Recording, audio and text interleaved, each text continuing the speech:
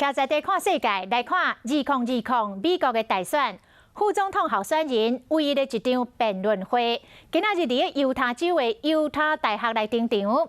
这场辩论会，和欧美国家几啊间媒体，比如是美国史上上重要的副总统候选人的辩论，上届主要是两党的总统候选人川普甲拜登拢有会咯，所以这两位副总统候选人潘斯甲贺锦丽是必位的元首，也就是每一个程度来讲，有准总统候选人辩论会特质。这场的辩论开放着100个观众到现场，为着防疫，台顶甲台骹拢有架板架起来。辩论一开始就是新冠病毒的议题。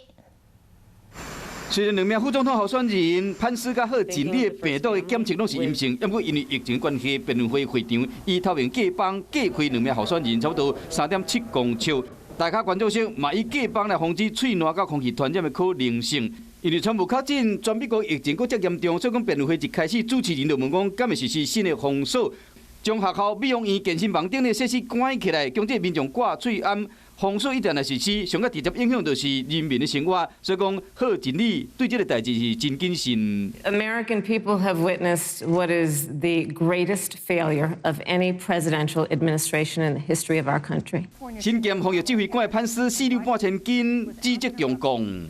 From the very first day, President Donald Trump has put the health of America first. And that was he suspended all travel from China. China is to blame for the coronavirus. 因为第一场总统候选人的辩论会吵甲拢乱去，所以讲主持人中心禁止打断对方的讲话。Joe Biden has been very clear.